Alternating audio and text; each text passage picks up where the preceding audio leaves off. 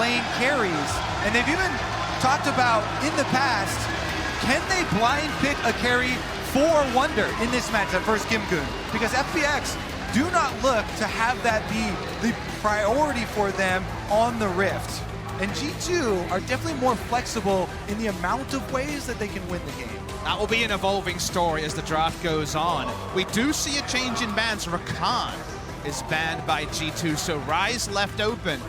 FPX kind of did a favor. They banned Kai'Sa themselves, but they are going to claim the Xayah, which is much lower priority for LWX, and I guess that's why G2 left it open.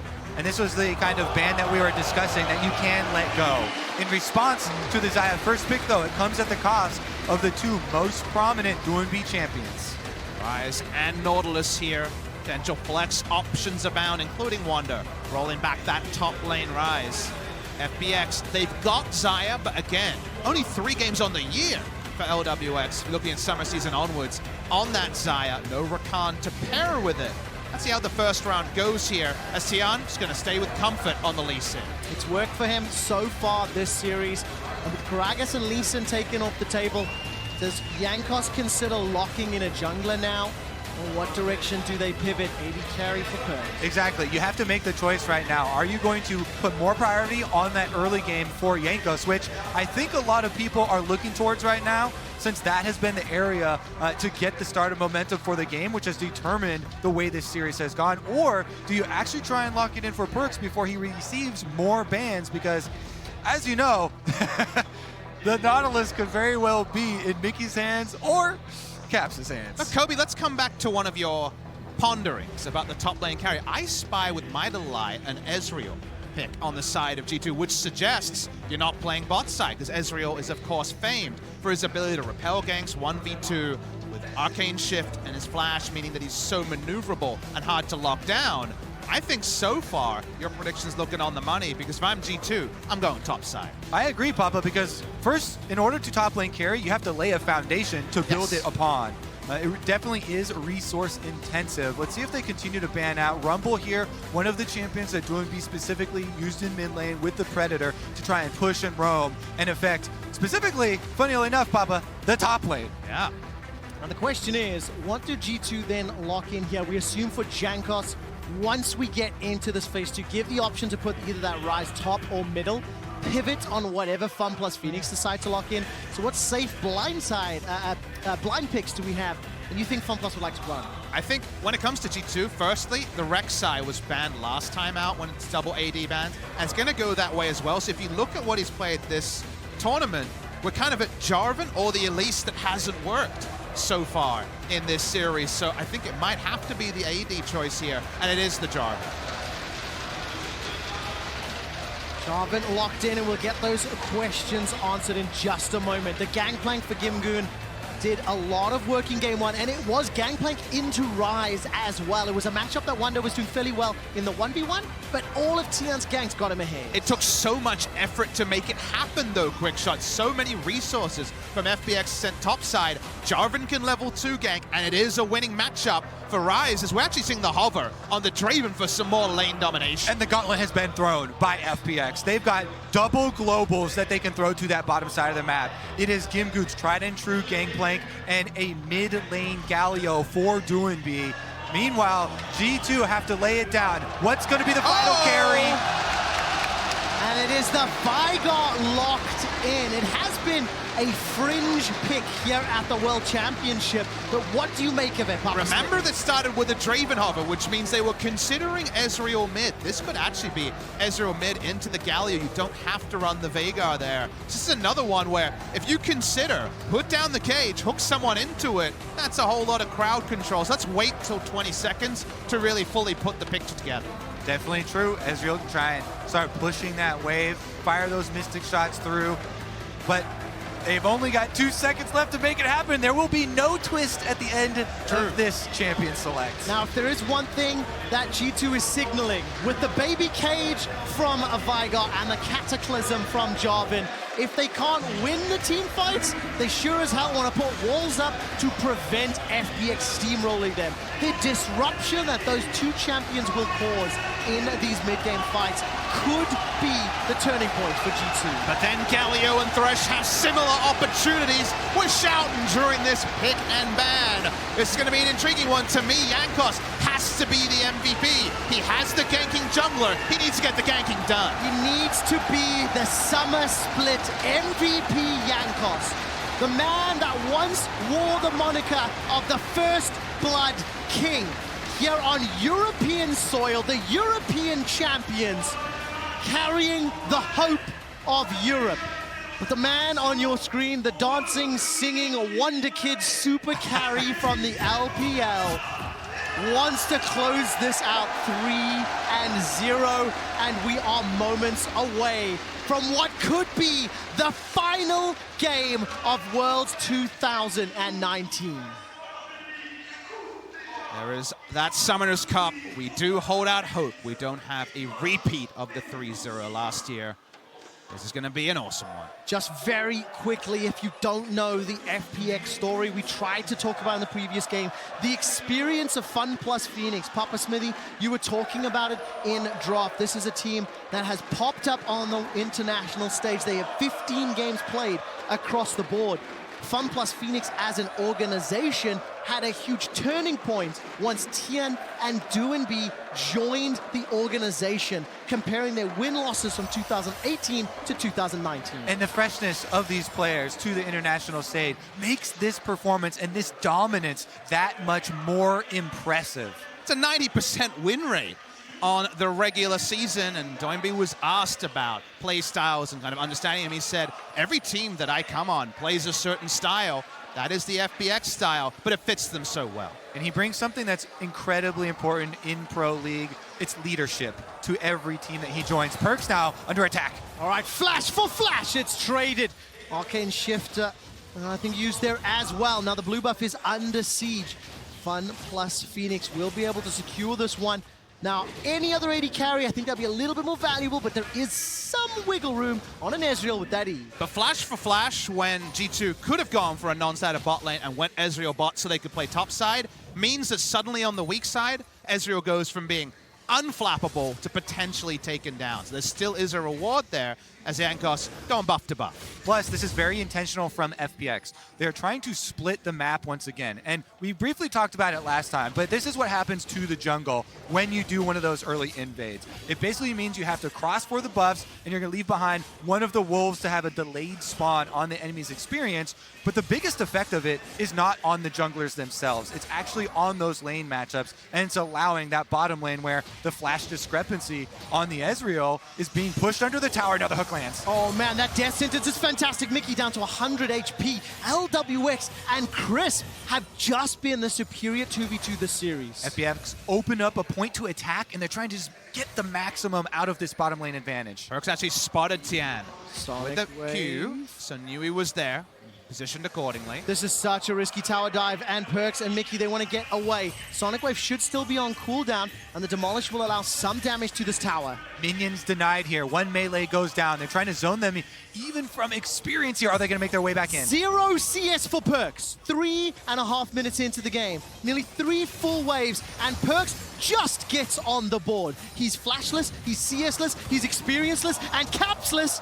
He's better to survive. And look at the respectful timing from FPX. They are maintaining a couple of seconds lead on G2. You saw Jankos heading down after the recall on Jarvan, but FPX already pulled out of the bottom lane play. They let up on the pressure and actually turned towards mid lane so they don't get caught under the tower red-handed. And Kobe, the decision-making here was fascinating because I was looking and saying, all right, red buff stolen, blue buff claimed. As a level 2 Lee Sin, because you can't actually get level 3 from the bot side of the jungle and started on blue buff, you can't really invade against a Jarvan, you'll be caught red-handed. Instead, they make it about what they do have, the ability to zone away, the ability to deny the Ezreal, and instead, they claim in a scenario where I think 8 out of 10 teams would have been 3 buff. Now again, we talked about the pressure that transitions through Summoner's Rift. Now there is a big wave building up on top side. That's where your jungler has to be. Tian has already taken the Scuttle Crab and helping Gimgoon move up that wave, trying to take away the possibility of an answer from Jankos, the offensive gank from Jarvan. Now he's found him, and they can feel secure. All right, picking a fight there over the big chicken. Jankos and Tian now trading a little bit, looking at the minimap. Caps is pushed all the way to his tower, still farming up with that baleful strike. Now from behind, Crisp, no flash available. If the death sentence lands with the help of Tian, it might be enough damage. But obviously the Galio at this point in the game, maybe not just enough. This is why we keep highlighting Tian. He doesn't even go for the recall on Lee Sin. He's doing as much as he can to set these lanes up so they can fend for themselves. 3 games in a row, Lee Sin has had the map pressure early, not even farm to level 6 like we so often see. Really impressive jungling performance here. The biggest delta between the two teams to me is the two junglers. And it was what we anticipated. Tian has been one of the most impressive junglers all tournament long, and he's had a significantly bigger impact in the early stages than what Jankos has been able to do. All right, now the big minion wave on bottom side allows FPX to get the recall off. Definitely a lot of vision here for G2. Let's see if Crisp actually risks trying to get into the tower, and they are going to do it. Okay, so 25 CS to 41.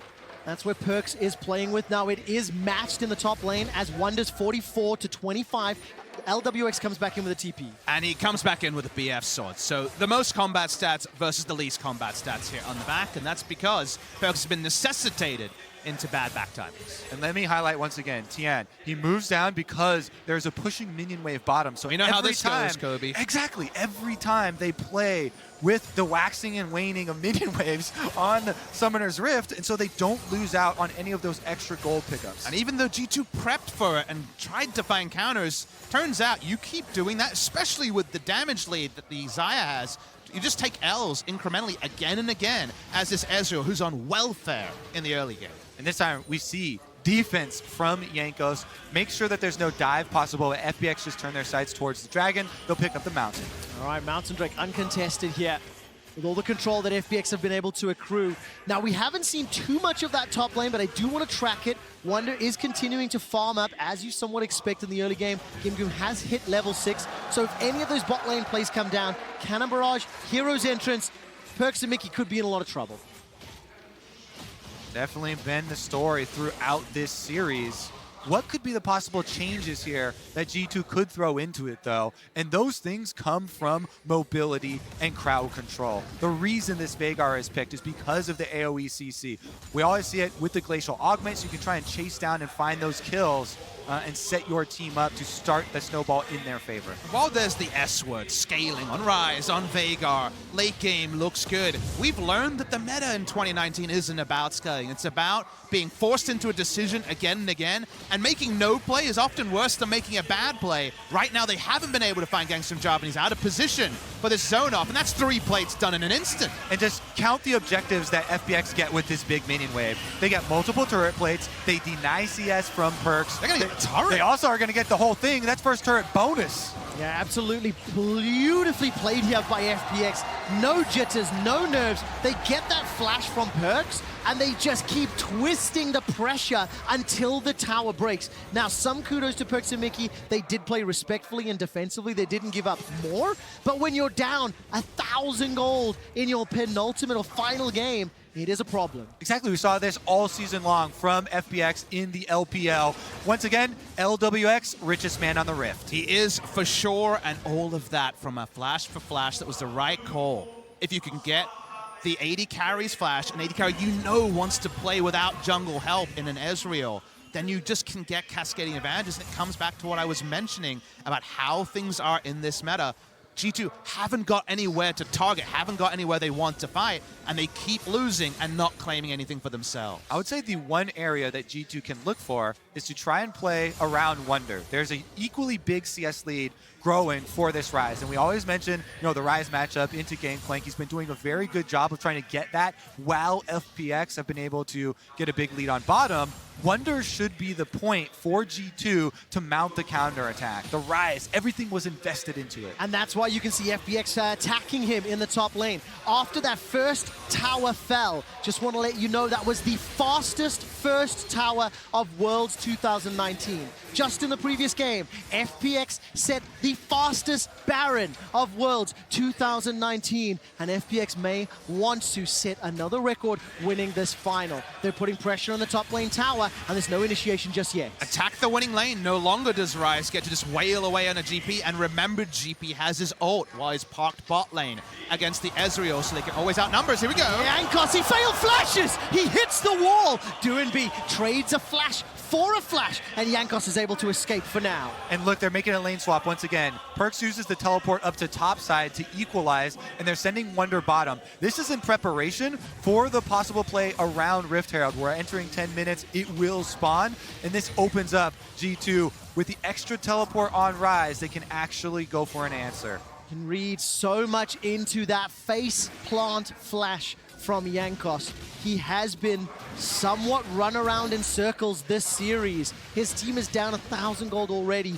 We've just crested the 10-minute mark, and that Rift Herald has been set up, it has been secured, and it is safe for FPX. No kills on the board, but it's so hard for G2 to contest when they haven't got their scaling down. And remember that FPX got advantages with globals. And that doesn't usually happen because you usually sacrifice globals, long cooldowns, for this other stats. You pay for having AoE globals especially, and neither of them have been used. Therefore, G2 have to continue to cede advantages. That is such an early Rift Herald for FPX that they will get immediate gold out of it. Yep, Tien immediately just pops on top side. They're just trying to funnel as much into LWX so you can get your crit multipliers going on Xayah, and then you force the team fights with your Galio Lee Sin engages. Tian has the possibility to go for a dive here. The boop from Shelly easily secures the second tower. LWX up 20 CS already. Perkz and Mickey trying to do what they can to push back the siege from FPX, but they are faltering and falling behind. 20 CS and at least a share in 10 plates at 11 minutes in the game.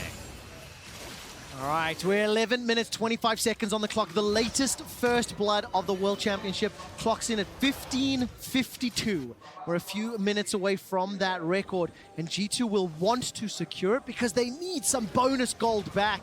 They need to get themselves back into this game before it runs away. They're falling behind. Yeah, there you can say that again. They've lost so much territory, Quickshot. FPX are actually setting up for a possible pre-turret plate fall, all outer turrets taken for themselves. You see the rotation now mid. Because those are the standing turret plates left, LWX and Chris immediately there with Doinb. They push as hard as they can. Oh, here comes Jankos. Cataclysm is available to him. Tian is going to be securing the second dragon of the game. G2 Esports are being pushed further and further behind. No team in the history of League has been able to complete the Grand Slam. G2 are not looking likely of being the first one able. RNG faltered, SKT faltered, and right now, 12 minutes, you have to feel that G2 is going to falter, and at the final hurdle. Exactly, quick shot. It's just so obnoxious to play against this FPX comp from ahead. They could use the Gimgoon ult to stop Ezreal from getting more turret plates on the top side. Galio teleports in there. Thing about a Veigar for Caps is doesn't force anything in the early game. They haven't been able to play through it.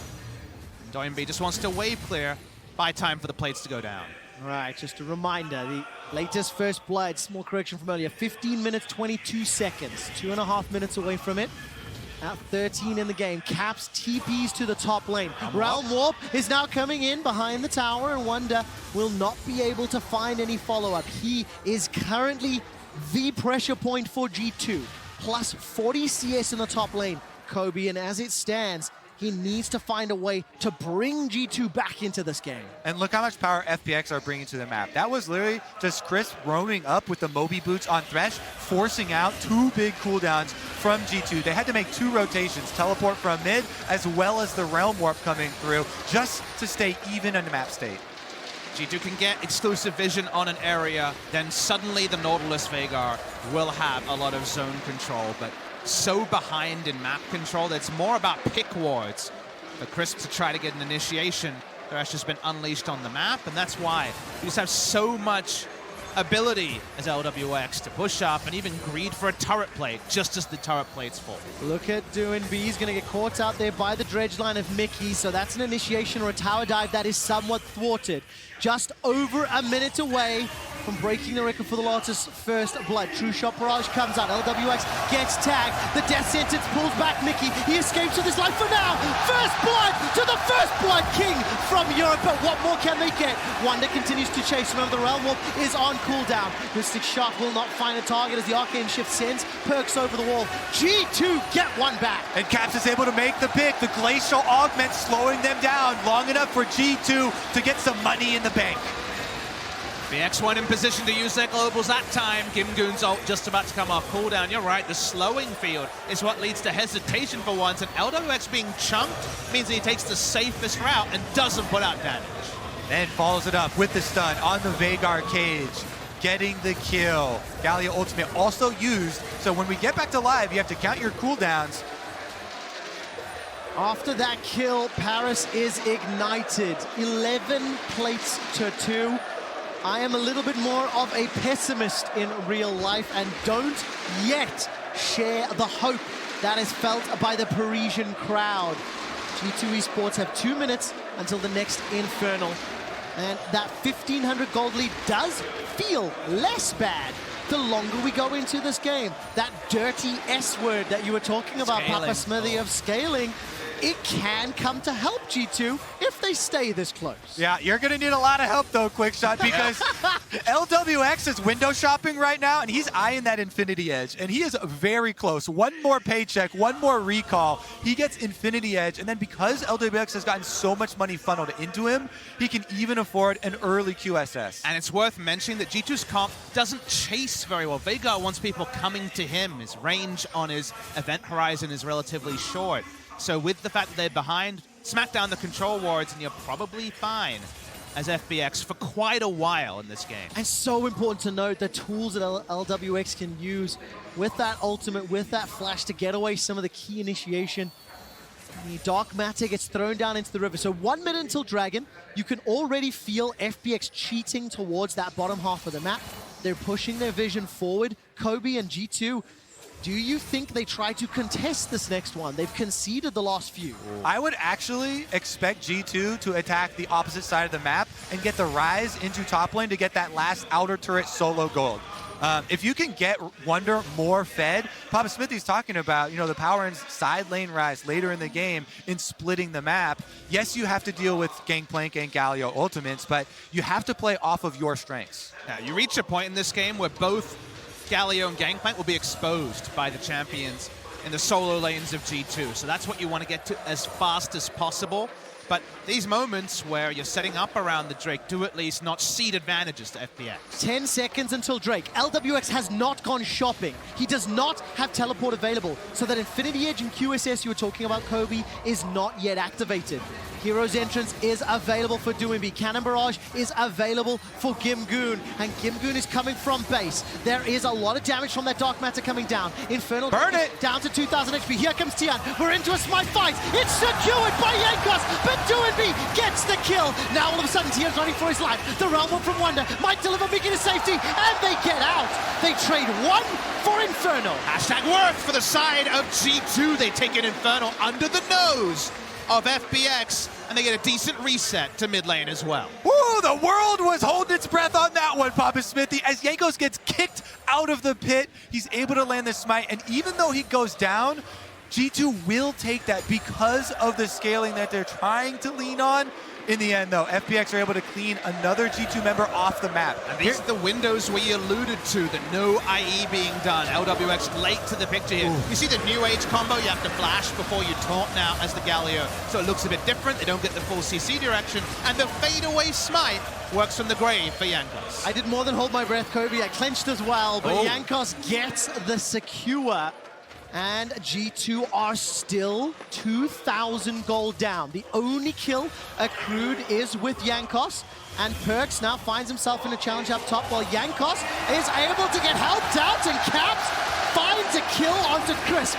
Perks has got flash available to him. Teleports traded. The barrel comes down. Hero's Entrance lands onto Gimgoon. Wonder finishes the teleport, but that's going to be a taunt. It's flashed away from. Wonder stays alive, keeps alive, gets away. Tian's now the target, gets tagged and slowed, and Red Buff does its work. It's a trade of 1 for 1, but teleports were committed, and G2 are now on the offensive. Remain on the attack, Trevor. They're still looking to create plays, and after this, they're able to force them back. It looks like they're going to roam into the river and go towards mid rather than trying to push down this turret. 2 games ago, Papa Smithy, you called it. G2 will not go quietly into the French night. They continue to find opportunities to fight, and they want to extend this series. And when we get the replay, you see one of the shortcomings of FPX is that they look at what resources they have and say, we could get a kill here. They don't always respect enemy TP timings, and they were just outnumbered on the play. And highlighting the G2 composition again, and the Veigar pick. Well, let's take a look at what happened after the initial pick.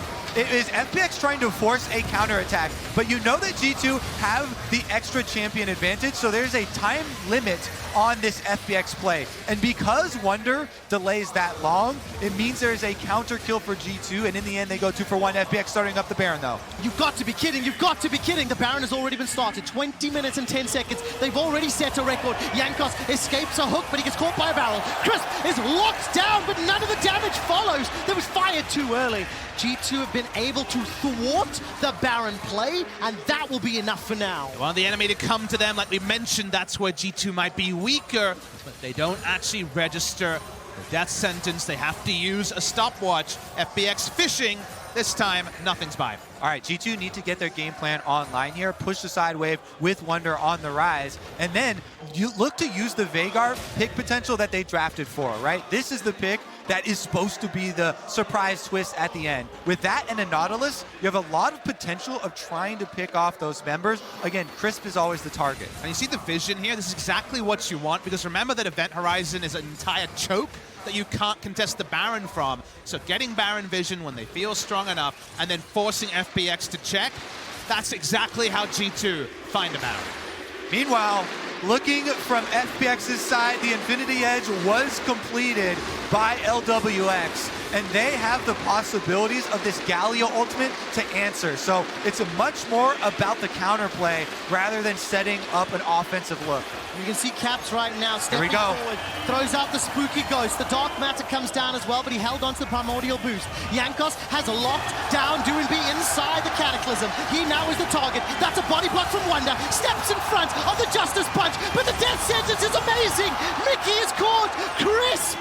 That was fresh and clean, but G2 aren't done yet. They're putting pressure onto the tower. The Event Horizon blocks down some, but the kick back under the tower. Tian gets blown up, but he secures a kill into Wonder. It's not done yet as Gimgoon is now stepping forward. Cannon Barrage will come up and available in just a moment. The Super Soaker is thrown out by Caps, but there's no follow-up damage. Gimgoon is being zoned away by Jankos. These pushes are being played around the cooldown of the Event Horizon from Veigar. You can see the only opportunity for FPX to counterattack is after that is used in mid. In the end, G2 are able to force another tower kill for themselves. Here's the first one. They pick out LWX and then switch focus over to Doing B. Jankos also able to interrupt here, and even though he goes through, it's actually a hook from Crisp, pulling Mickey under the tower and forcing this opportunity. Each of these fights played on the finest of margins. So close to this flank here, and even the flanking barrels from Gimgoon making a difference.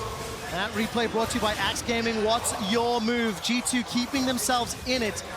The Drake, I think, completed there by Perks. True Shot Barrage is on cooldown, but the Dragon is secured. 5 members of FPX are in the pit. Teleporter's coming down. Baron is available for the taking, and it will be secured by Tian and FPX. But at what cost? The Winds of War come out, and as the feathers fly, they're pulled backwards. That lands a route onto Mickey. Hero's Entrance is the escape route for Doing B. They get Baron, they get out. That was beautiful. Look at the coordination on that call. They preemptively talk about, I'm laying the lantern here, go into the pit to then ultimate out, and they make sure every member of FPX leaves wearing purple. I love the geometry kind of plays they do about attacking every angle, opening up space, leaving the Galios the tasty treat to ult out. There was just no way to punish for G2. You can literally see the communication and the forethought from FPX as the game is playing out here. And now, what will they do with the Baron buff? Mid lane has an outer turret left standing. They can just try and send Galio here, who is waiting on ultimate cooldown to be able to clean up the AoE. And I was trying to say a moment or two ago that Papa Smithy, you talked about how G2 don't really chase particularly well. They're hoping that GLP and the Spooky Ghost will do something. But now, fortunately, FPX have to come to them with Baron and Part Minions with the ability to siege and to push forward, maybe G2 can find opportunities. Gimgoon is waiting in the wings. FPX have to seed, and they have to give respect to this push because they don't have the Galio ultimate yet. It's a few more seconds left on cooldown, and they don't have the positioning. Running through mid lane really gets nothing. You cannot get through what is kind of a freeze scenario with Veigar having Event Horizon every minion wave and just having a super low range comp again. That's been FPX's story the entire time. They never play range top laners. It's been mostly melee mid laners. So because of that, they're gonna find they have to play 3 lanes to really get Baron value. And thank you to the observers for highlighting the vision difference there. G2 Esports just trying to cover the mid lane river entrances, and they don't have particularly deep vision. While they were just waiting in the wings, Doinby is able to push all the way to top inner, get a lot of damage down, and while G2 are responding, it'll open up the ability in the mid lane for FPX to push. That timing window we talked about, Quickshot, is almost up. FPX trying to collapse here now. G2, will they get him? All right, now look at the minimap at what Missed. cost. Doinby gets the kill onto Caps, and the teleports now come in. This could be it for G2. LWX goes forward. He won't find the kill into Jankos, but there is a potential reply. Oh! Time doesn't do anything. Perkz stays alive. It's a fight on multiple fronts. Now Perkz is in trouble. He's got no flash. He's got low mana, and he can't find anything. Tian takes him down. Fun plus Phoenix. Oh, accelerating ahead. Nearly 5,000 gold. Observers once again show the true genius of the FPX plan. Sentenced to death.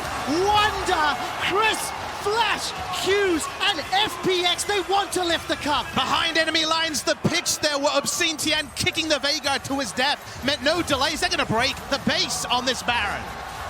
Inhibitors going to fall. Mickey and Caps, they have respawned. G2 Esports down 5,500 gold. The hope of Europe, the hope of the Grand Slam, and it is fleeting and flying away as FPX are crushing them. There's nothing proverbial about that dagger through the heart. It was clear. Watch the replay. Tian has been behind enemy lines for so long as G2 come to try to kill the Galio, and once again the communication is real. He finds his man. Doesn't matter that he misses the kick. It's an alley-oop to Doinby. Yeah, I was skeptical they would have enough damage to finish it off since the Sonic Wave doesn't hit, but Doinby just dunks him there. And then you can see the plan come to fruition for FPX. And this is what we are talking about. They pull together the collapse. Tian actually able to safeguard away from Mickey's hook, and then Perkz is left by himself, isolated, where they thought that G2 were the ones springing the trap. The G2 story all year was no man left behind, styling as a 5-man group, but it's been FPX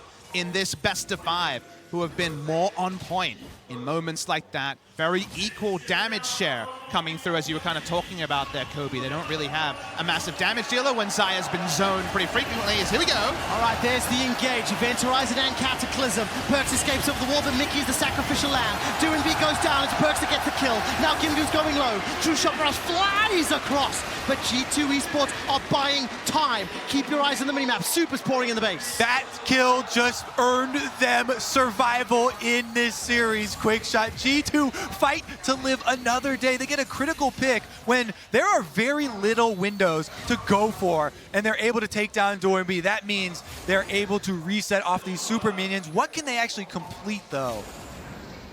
We'll lose the Mountain Drake, but take your point, Kobe. If that fight goes another 25 seconds, suddenly they're losing an inhibitor turret to the Winions in the top side.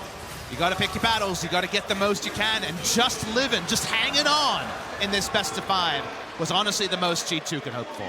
Yeah, and what can they complete? Not that much, right? You know that FPX are going to reset, and they're going to come knocking once again. This time, with super minions flooding in topside again, with the weakened Nexus turrets as well. You can't let that go on for very long. Baron will be spawning in 38 seconds. Let's see about the transition of wards into the next teamfight area. We should mention this is probably the strongest point in the game for FPX. Relatively, feels like every other 1,000 gold to G2 with their scaling is going to put them more and more into a scenario where they can fight. So they may be down 5,000 gold, but every 1,000 gold from here is better spent by G2 compared to FPX. All right, this is the opportunity that G2 bought with that pick. They're trying to make a play in the fog of war. They have to hope for some member of FPX to be straggling and then take surprise once again. But that Scryer's Bloom gives up the whole game. 5 seconds till Baron. It is caught here on camera. Super's just about to crest the steps. of the G2 base, and Wonder with no teleport available. He's starting to make his way up. FunPlus haven't even hesitated. They're already on the objective. G2 have only one controller. They have to use the Ezreal ult to check here. Baron at half health. All right, True Shot Barrage goes out. Death Sentence lands onto Jankos. He caught out by the box and the flay. He goes in with the Cataclysm and hops right back out. The Baron is the target and it will be secured. It's LWX that does so, but it's at the cost of Chris Fly. Hero Zetris comes in and Dwimby is chasing forward. That's already a kill onto Jankos. This could be it. Now Wonder's in trouble as Caps goes golden under the hourglass. He needs to do so much more. Will throw down the event horizon, but it doesn't matter. 2 members of G2 are left to fend off 4 from FunPlus Phoenix. FPX are headed straight for that Nexus, and it's only Wonder and Perks left standing. FunPlus Phoenix are looking to silence the haters and stun the world with their own style of League of Legends. They are pushing onto the Nexus. The favorites of G2 in Paris did not stand a chance, and FunPlus, they've taken down the Nexus. They turn their attention to Wonder. Tian goes down. Perks kills Gimgoon. The Nexus is being focused. It's going down, and FunPlus Phoenix are your world champions.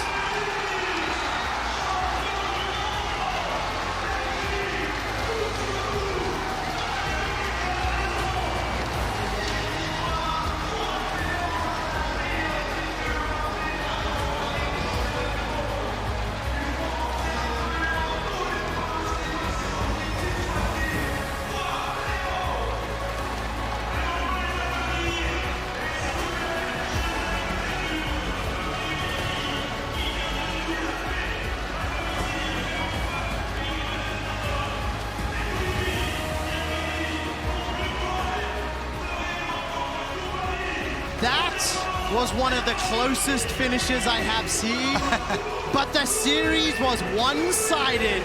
The LPL are back-to-back world champions, and today, FunPlus Phoenix are the 2019 League of Legends World Champions!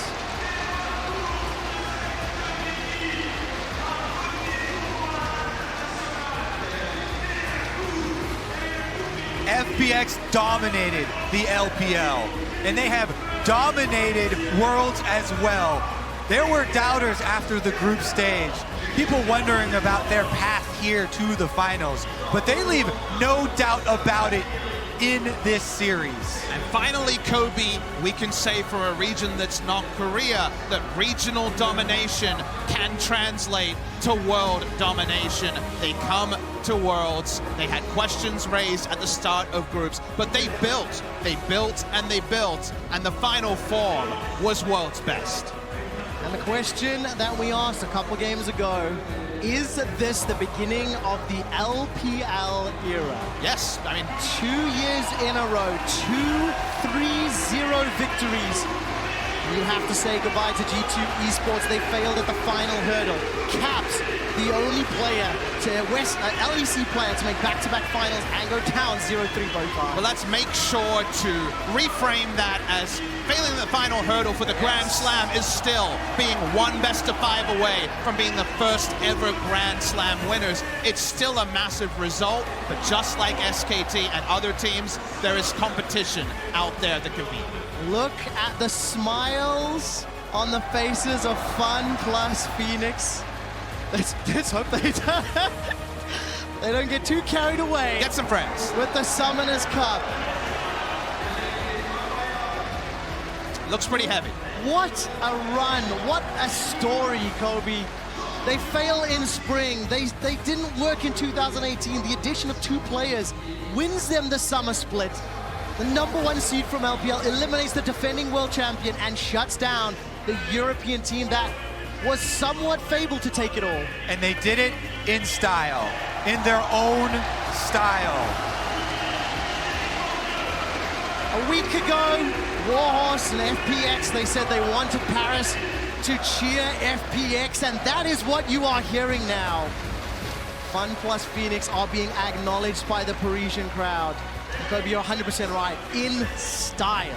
It also highlights how you can have success with fairly young talent, fresh faces to the world stage coming in and dominating in this fashion. Having your own system versus a team that found most of their success at Worlds by responding and disseminating the enemy system seemed to be an edge here. And when we had such split allegiance, really felt like the LCK and LPL were very dominantly behind FPX as the champion here, and the Western regions very behind the idea of G2 running the Grand Slam. But it's a reality check for the world here in the manner in which FPX just ran over G2.